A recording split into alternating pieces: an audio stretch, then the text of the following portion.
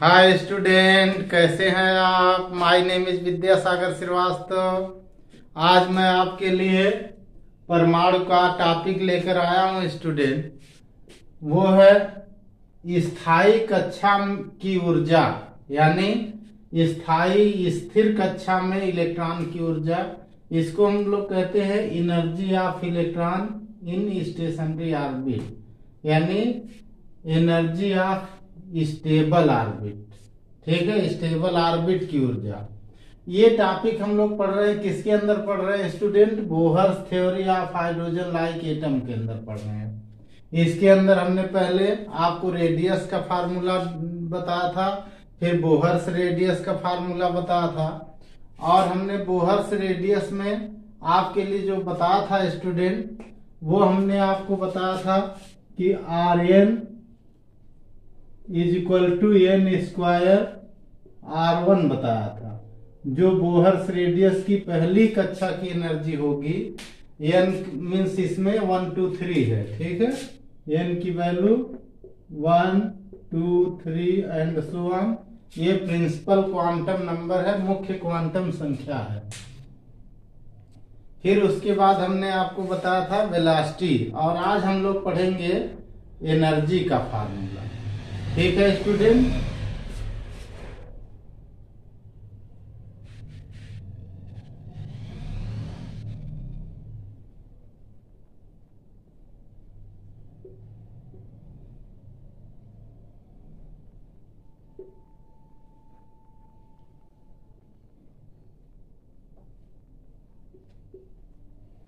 देखो स्टूडेंट, ये हमारा न्यूक्लियस है जो एटम के सेंटर पर है, और इसकी रेडियस जो ऑर्बिट की है जिसमें इलेक्ट्रॉन मूव कर रहा है, इसका मास स्मॉल m है।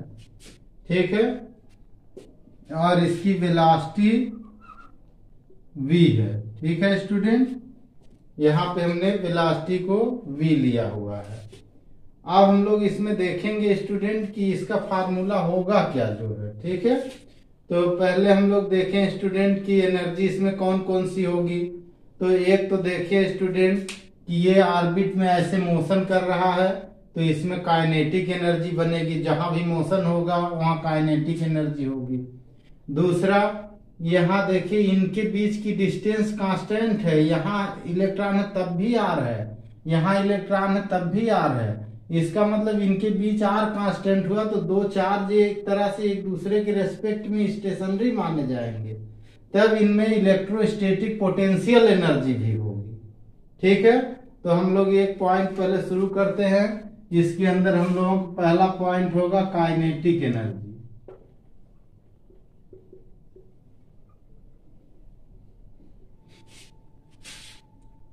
ठीक है स्टूडेंट, यानी गतिज ऊर्जा इसको कहते हैं।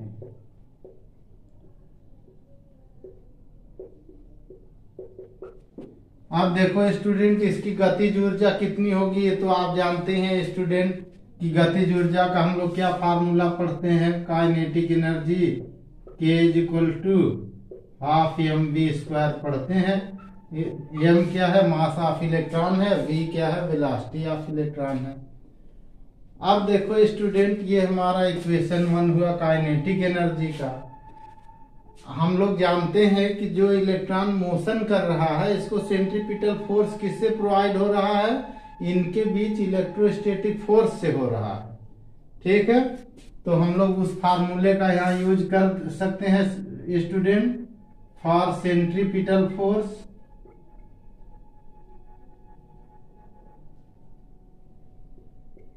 फॉर सेंट्रीपिटल फोर्स, इनके बीच जो सेंट्रीपिटल फोर्स हुआ स्टूडेंट, वो कितना आएगा स्टूडेंट?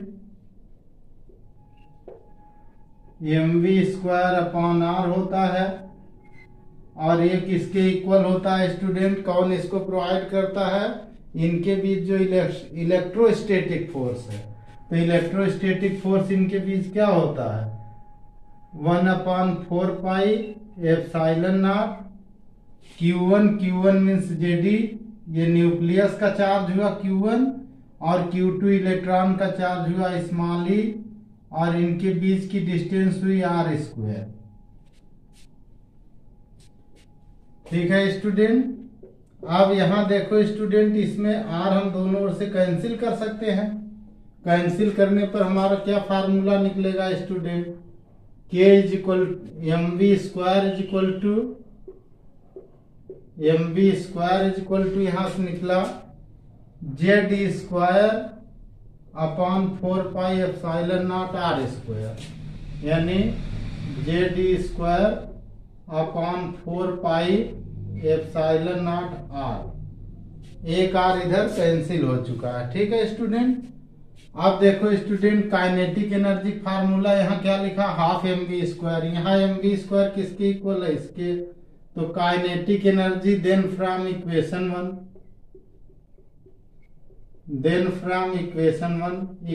1 से क्या निकल के आया student? Kinetic energy half mv² होती है। हाफ mv² की ये वैल्यू 1 में पुट कर दीजिए यहाँ, तो हाफ ze² अपॉन 4πε0r हुआ। ठीक है स्टूडेंट। इसको ऐसे भी लिख सकते हैं, k इज इक्वल टू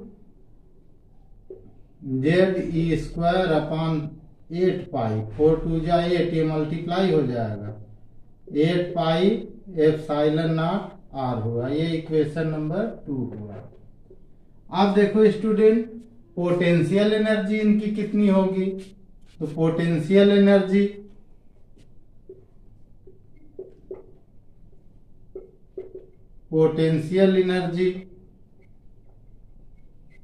ठीक है, क्या होगी student? U is equal to -1 upon 4πε0 Q1 Q2 upon R होता है। Q1 की जगह जेडी और Q2 की जगह स्मॉल ई अपॉन R हुआ। ठीक है स्टूडेंट। माइनस क्यों हुआ है? तो आप जानते हैं कि इनके बीच फोर्स ऑफ अट्रैक्शन है, पोटेंशियल एनर्जी इनकी निगेटिव होती है। तो U is equal to minus का 1 अपॉन 4πε0 माइनस ये हो गया z² अपॉन 4πε0r हुआ। ये इक्वेशन नंबर 3 हो गया। अब देखो स्टूडेंट, टोटल एनर्जी इसकी कितनी हुई? टोटल एनर्जी क्या होती है? काइनेटिक और प्लस पोटेंशियल। तो टोटल एनर्जी का क्या फार्मूला बना स्टूडेंट? टोटल एनर्जी ये हमारी बनी E is equal to K और प्लस U1। ठीक है स्टूडेंट। अब यहां से देखो student, E is equal to कितना आ गया? K की वैल्यू इधर यहाँ लिखी हुई है student, z² upon 8πε0r minus z², ये U की वैल्यू प्लस की वैल्यू माइनस में यहाँ है, तो माइनस z² अपॉन 4πε0r। अब देखो स्टूडेंट, यहाँ हम आपको दिखाएं अगर कि अगर हम इतना कॉमन ले लें, देखिए तो ये जो है 1/2 है और ये 1 है, दोनों में इतना डिफरेंस है। इसका हाफ है ये वैल्यू में, तो इसमें से इसको माइनस करेंगे तो यही बचेगा इतना। ठीक है। आप चाहें तो ऐसे कैलकुलेट करके सॉल्व करके एलसीएम से कर सकते हैं, पर वैल्यू जो आएगी माइनस का z² अपॉन 8πε0r आएगी। ठीक है स्टूडेंट। ये हमारा हुआ इक्वेशन नंबर 4। अब देखो स्टूडेंट, हम लोगों ने R का फार्मूला पढ़ा था रेडियस का। इस R का फार्मूला हम लोगों ने पढ़ा था, R is equal to h² upon πmze²n²। ऐसा हम लोगों ने पढ़ा था स्टूडेंट। ये R का फार्मूला हम लोगों ने पढ़ा था। R की वैल्यू यहाँ रख दीजिए स्टूडेंट, देखिए क्या आएगा। ये हुआ इक्वेशन 5 ले लीजिए, और फ्रॉम इक्वेशन 4 एंड 5 क्या आ गया, फ्रॉम इक्वेशन 4 और 5। ठीक, तो देखिए स्टूडेंट, आर की वैल्यू, ये हमने रेडियस बताए थे जो है, जब हमने इसका रेडियस निकाला था तो ये फार्मूला हमने निकाला था डिराइव करके। आर की वैल्यू इसमें पुट कर दीजिए स्टूडेंट। तो देखिए ई की वैल्यू क्या आ गई अगर यहां से पुट कर दें ऐसे। ठीक है, तो ई इज इक्वल टू क्या हो गया, पहले तो इसको मैं लिखता हूं minus Z square, minus Z square upon, नीचे है 8 pi epsilon nought R, 8 pi epsilon nought, और आर की वैल्यू यहां मैं रख रहा हूं, तो आर नीचे है तो इसको मैं उल्टा करके रखूंगा। ठीक है स्टूडेंट, तो पाई एम जेड ई स्क्वायर ऊपर हो गया, अपान नीचे आ गया H square epsilon not an square, H square epsilon not an square. आप देखो स्टूडेंट, इससे क्या निकला हमारा, इससे क्या निकाला आपने जो है, यहां से ई का फार्मूला क्या आया, ध्यान से देखिएगा। यहाँ पे देखिए 1 पाई इससे कैंसिल हुआ, 1 पाई इससे कैंसिल हुआ, फार्मूला क्या बना, माइनस जेड स्क्वायर, ये देखिए जेड में जेड का मल्टीप्लाई हुआ, जेड स्क्वायर, ई में ई स्क्वायर का ई की पावर 4 हो गई। ठीक है स्टूडेंट, और ऊपर बचा है कौन, एम बचा है, पाई कैंसिल हो गया, नीचे कौन कौन बचा है स्टूडेंट, अब नीचे वालों को देखिए, एक तो ये माइनस पहले लगा हुआ यहां तक। ठीक है, नीचे आया ये पाई पाई कैंसिल हुआ, 8 आया, 8 आया, यहाँ एच स्क्वायर आया, यहाँ एप्सिलॉन नॉट स्क्वायर आया। ठीक है, और इन सबके नीचे एक हमारा बच रहा है एन स्क्वायर बच रहा है, ये बच रहा हमारा एन स्क्वायर।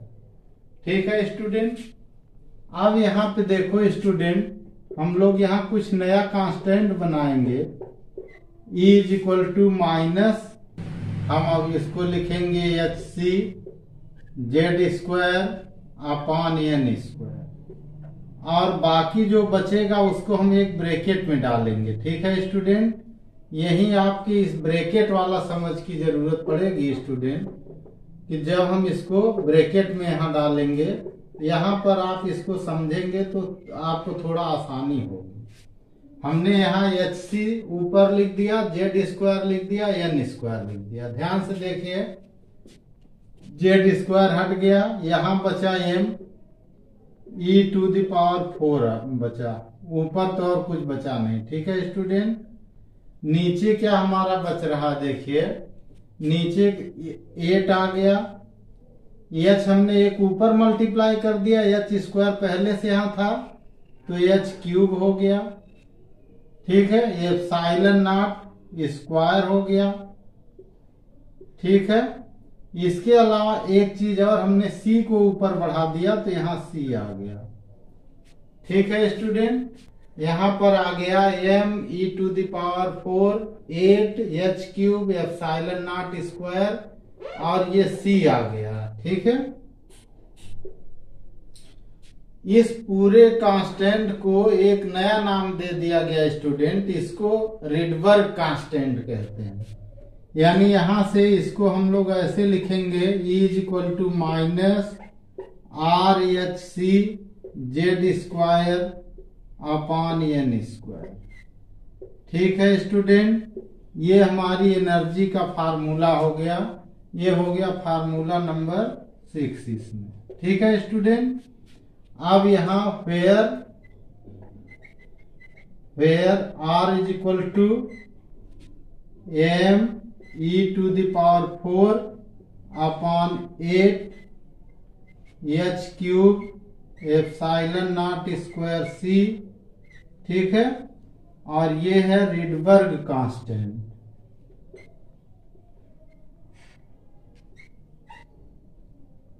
रिडबर्ग कांस्टेंट इसको कहते हैं।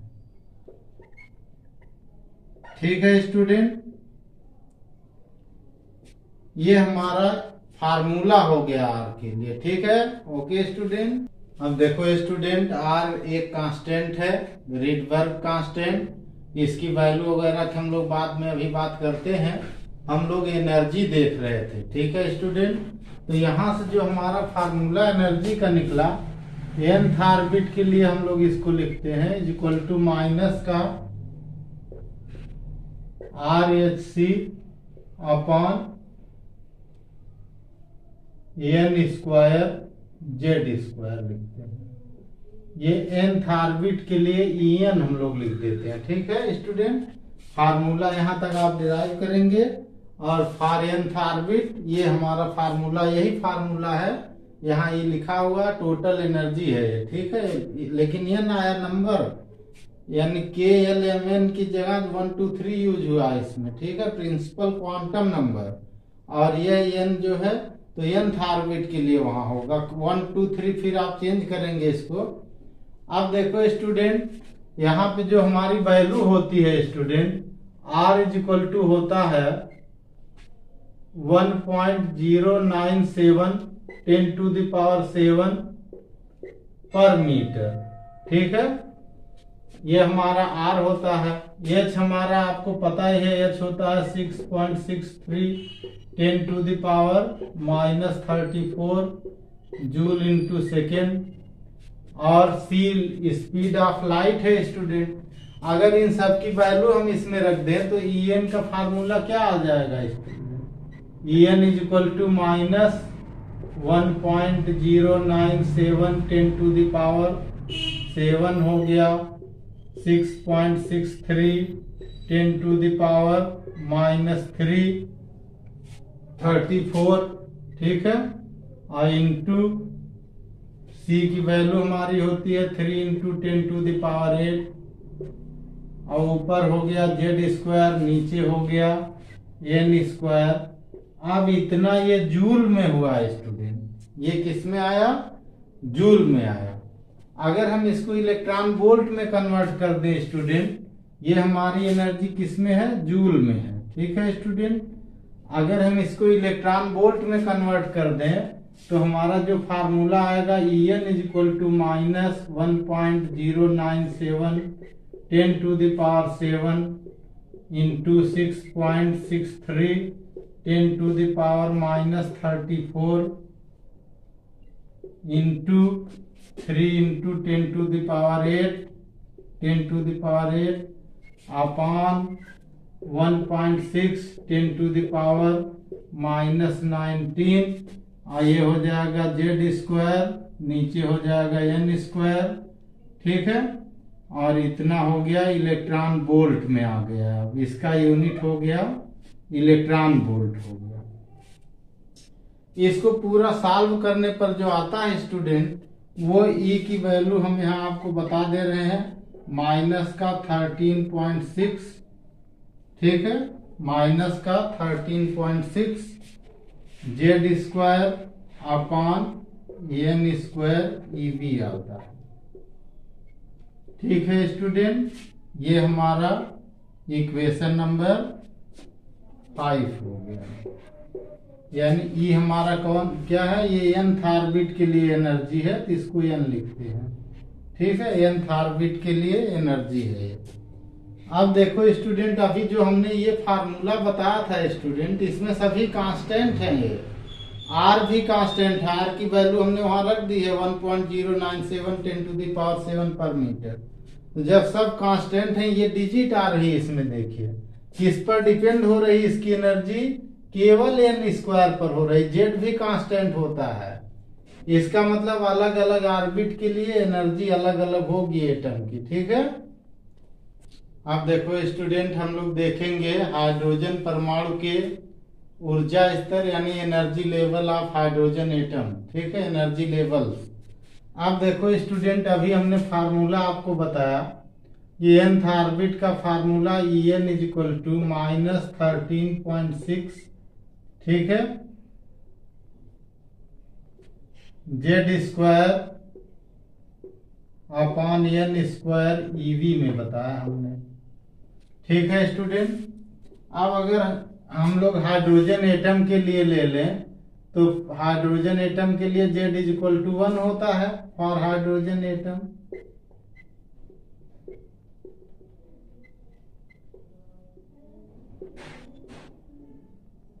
ठीक है, हाइड्रोजन एटम के लिए Z इक्वल टू 1 होता है, और जब 1 हो जाएगा तो Z यहाँ 1 रख देंगे तो En का क्या फार्मूला निकल आएगा। En is equal to minus 13.6 upon n square eV आ जाएगा। अब यहां से देखो student, En is equal to minus 13.6 upon n square eV आ जाएगा। ठीक है स्टूडेंट, आप यहीं से डायरेक्ट स्टार्ट कर सकते हो कि we know that energy of electron in hydrogen orbit, और हाइड्रोजन जैसे ही आप करेंगे, कहेंगे, लिखेंगे, बोलेंगे, Z1 हो जाएगा। ठीक है, हाइड्रोजन के लिए Z1 होता है, जैसे Z1 हो जाएगा तो ये फार्मूला यही निकल आएगा। ठीक है, अब यहाँ देखो स्टूडेंट, हम n की वैल्यू रख के देखें तो E1 हमारा कितना आया। E1 आया माइनस का 13.6 अपॉन n हुआ 1, तो 1 का स्क्वायर हुआ, EV आ गया। ठीक है, और ये हमारा कितना आया, माइनस का 13.6 EV। ठीक है, यानी ये ग्राउंड स्टेट की एनर्जी है स्टूडेंट, हाइड्रोजन एटम के लिए ग्राउंड स्टेट की एनर्जी है, इसको ग्राउंड स्टेट की एनर्जी कहते हैं, ग्राउंड स्टेट है। ठीक है स्टूडेंट, यानी जो इलेक्ट्रॉन ग्राउंड स्टेट में होगा वो फर्स्ट ऑर्बिट में होगा। हाइड्रोजन में एक ही ऑर्बिट बनती है, तो उसकी एनर्जी माइनस का 13.6 EV होती है, ये फिक्स हो गया। ठीक है, अच्छा दूसरा देखें स्टूडेंट, E2 कितना आ जाएगा। तो जब हम लोग E2 लेंगे तो माइनस का 13.6 अपॉन n स्क्वायर है, n की जगह देखिए यहाँ n है, यहाँ n है, यहाँ 1 है, तो यहाँ 1 है, यहाँ 2 होगा तो 2 हो जाएगा, 2 स्क्वायर हो गया। ये कितना आया स्टूडेंट, 2 का स्क्वायर 4 से हो गया, 4 से इसको डिवाइड करिए तो 4 3 जा 12 और 4 4 जा 16, 3.4 EV आ गया। ठीक है स्टूडेंट, ऐसे ही E3 कितना हो जाएगा student, E3 is equal to कितना हो जाएगा, माइनस का 13.6 अपॉन 3 का स्क्वायर हो जाएगा EV। ठीक है स्टूडेंट, और इसको अगर हम लोग सॉल्व कर लें तो कितना आ जाएगा, डिवाइड करके खुद निकालिए, माइनस 1.51 EV आ जाएगा। ठीक है स्टूडेंट, अब अगर हम लोग आगे ऐसे ही देखें तो अगली एनर्जी कितनी आएगी स्टूडेंट, E4 कितना आ जाएगा student, E4 is equal to minus 13.6 upon 4 square आ जाएगा, 4 स्क्वायर EV, और इसकी वैल्यू हो जाएगी माइनस का 0. कितना आ जाएगा स्टूडेंट, डिवाइड करके बताइए, 0.85 EV आ जाएगा ना। अब देखो स्टूडेंट, ऐसे हम अगर देखें तो यहाँ देखिए, इसकी माइनस 13.6 EV, इसका माइनस 3.4 EV, इसका माइनस 1.51 EV, ये फिर आ गया 0.85 EV। ये 4 तक हमने कैलकुलेट कर दिया, आगे आप ट्राई करते रहिए। अब देखो स्टूडेंट, जो हम लोग यहाँ से मूल रूप से सीख पाए हैं इससे एनर्जी से, वो हम लोग सीख पाए हैं कि En ऑर्बिट में किसी भी एटम के लिए, हाइड्रोजन लाइक एटम के लिए एनर्जी जो होती है माइनस का RHc upon n square Z square होती है। ये एनर्जी हमारी जूल में होती है, इसमें जो हमारी एनर्जी होती है वो किस में होती है, जूल में होती है। ठीक है, और हमने इसी एनर्जी से फिर आपको ये बताया कि En इज इक्वल टू -13.6, ठीक, Z square upon n square, ये ईवी में होती है। ठीक है स्टूडेंट, ईवी इसका यूनिट है, तो इसको आप ब्रैकेट के बाहर भी ऐसे लिख सकते हैं, ईवी, ईवी इसका यूनिट है इसका, ठीक है, इलेक्ट्रॉन वोल्ट। अब यहाँ एक चीज देखने वाले स्टूडेंट, जेड स्क्वायर तो कांस्टेंट है, 13.6 एक डिजिट है, इसका मतलब कि En जो हमारा होगा वो एन स्क्वायर की इनवर्सली प्रोपोर्शनल है। यहाँ से क्या निकला कि En हमारी जो एनर्जी टोटल आ रही है वो इनवर्सली प्रोपोर्शनल टू है, ठीक है ना, एन स्क्वायर के, यानी 1/n स्क्वायर होती है।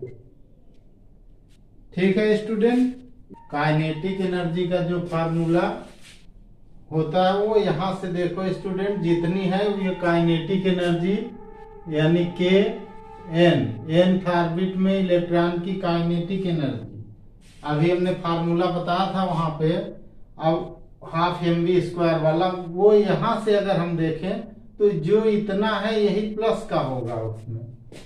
देखिए अभी हमने पीछे जो फार्मूले बताए थे, तो ये आ जाएगा RH अपॉन n स्क्वायर, ठीक है, जेड स्क्वायर। ये काइनेटिक एनर्जी का फार्मूला जूल में हो गया, ठीक है। और काइनेटिक एनर्जी इलेक्ट्रॉन की ऐसे लिख सकते हैं 13.6 Z square upon n square, ठीक है, इसको ईवी में लिख सकते हैं। ये काइनेटिक एनर्जी होगी किसी भी ऑर्बिट में इलेक्ट्रॉन की, हाइड्रोजन लाइक एटम के लिए। पोटेंशियल एनर्जी कितनी होगी, पोटेंशियल एनर्जी को हम लोग U लिखते हैं, तो UN लिखेंगे इसको।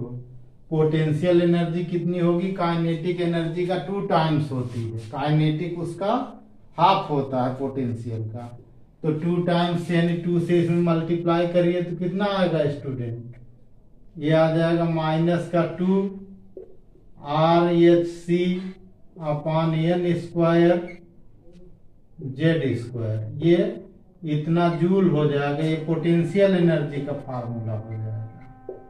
ठीक है, अगर इसको इसके टर्म में लिखें, इसके टर्म में लिखें तो पोटेंशियल एनर्जी का फार्मूला क्या हो जाएगा, UN इज इक्वल टू 2 से इसमें मल्टीप्लाई कर दीजिए तो -2 13.6 Z square upon n square, ठीक है। अब ये ईवी में आ जाएगा स्टूडेंट, ठीक है, इन दोनों को मल्टीप्लाई करके भी आप लिख सकते हैं, UN is equal to minus का 27.2, 2 6 जा 12, 2 3 जा 6 7, 27.2 upon n square Z square, और ये होता है ईवी में। ठीक है स्टूडेंट, ये हमने आपको पोटेंशियल एनर्जी, काइनेटिक एनर्जी और डिफरेंट ऑर्बिट की हाइड्रोजन की एनर्जी बताई आपको। ओके, अब देखो स्टूडेंट, हमने देख लिया कि डिफरेंट एनर्जी लेवल में एनर्जी कितनी होती है। ठीक है, तो हमने आपको एनर्जी बताया, E1 के लिए आपको बताया हमने -13.6 EV हुआ हाइड्रोजन एटम के लिए। E2 के लिए हमने आपको बताया -3.4 EV बताया। E3 के लिए हमने आपको बताया -1.51 EV बताया। ठीक है, E4 के लिए हमने आपको बताया -0.85 EV, और आगे ऐसे आप निकाल सकते हैं। ठीक है, एनर्जी इन्फिनिटी अगर आप निकालेंगे तो E इन्फिनिटी कितना हो जाएगा, E इन्फिनिटी का आ जाएगा 0। कैसे आएगा, कौन बताएगा, E इन्फिनिटी का आ जाएगा 0, क्योंकि इसमें n is equal to infinity होता है। ठीक है ना, तो जब n is equal to infinity हो जाएगा तो 0 निकल आता है, वो इस फार्मूले से निकलता है। जैसे En is equal to -13.6 upon n square EV है, n की वैल्यू इन्फिनिटी रख देंगे तो ऐसे रख देंगे -13.6 अपॉन इन्फिनिटी, का स्क्वायर और ईवी, और ये आ जाएगा 0, 1/∞ का 0 होता है, जो इन्फिनिटी पर हो गया 0 हो गया। अब देखो स्टूडेंट, इसका मतलब ये हुआ न्यूक्लियस हमारा, न्यूक्लियस के जस्ट पास हमारा पहला ऑर्बिट होगा जिसको हम लोग के लिखते हैं, k = 1 हो गया, ठीक है। और 1 के लिए एनर्जी E1 हमारी है, ठीक है। 2 के लिए एनर्जी यहाँ दी हुई है, 3 के लिए एनर्जी दी हुई है, 4 के लिए एनर्जी, आगे भी ऐसे एनर्जी लेवल सब बनेंगे, ठीक है स्टूडेंट। यानी एनर्जी लेवल देखिए क्या है, पहला इतना है, वो उसके लगभग जो है 4 टाइम्स पर अगला पड़ता है, फिर यहाँ से 9 टाइम्स पर अगला पड़ता है, यहाँ से 16 टाइम पर अगला पड़ता है। बोहर्स थ्योरी के अनुसार अगर हम देखें तो हमने ऐसे बताया था कि Rn = n² R1 बताया था, ठीक है। और हमने यहाँ पे आपको बताया था n की वैल्यू 2 रख दिया, पहला तो R1 हो गया, और R1 की वैल्यू आया था 0.53 एंगस्ट्रॉम आया था, ठीक है। R2 की वैल्यू ऐसे आपने निकाला था तो n की वैल्यू 2 रख दिया था, 2 का स्क्वायर, R1 की वैल्यू 0.53 आ गया था, ठीक है। इसको आपने कैलकुलेट कर दिया तो आया था ये 4 × 0.53 एंगस्ट्रॉम, और वैल्यू आ गई थी 2.12 एंगस्ट्रॉम, ठीक है स्टूडेंट। ऐसे ही R3 की वैल्यू आपके लिए क्या आ जाएगी स्टूडेंट, R3 की वैल्यू आ जाएगी 3 का स्क्वायर 9 हो गया, 3 स्क्वायर हो जाएगा ना, यहाँ इसी में रख दीजिए, R की वैल्यू 3 स्क्वायर हो जाएगी, तो ऐसे लिख देते हैं 3 का स्क्वायर तीसरी ऑर्बिट के लिए 0.51 एंगस्ट्रॉम, ठीक है, 53 एंगस्ट्रॉम। इसकी मल्टीप्लाई कर लीजिए, ठीक है स्टूडेंट।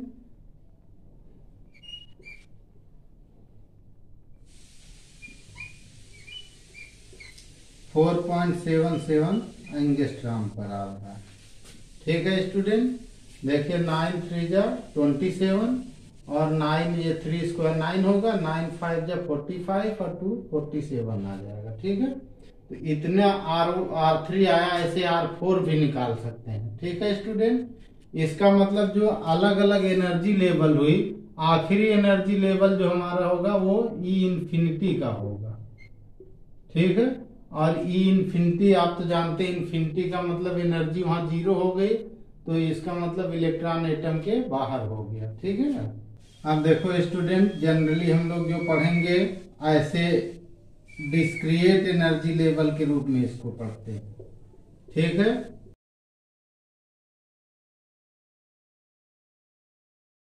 ये ग्राउंड स्टेट हो,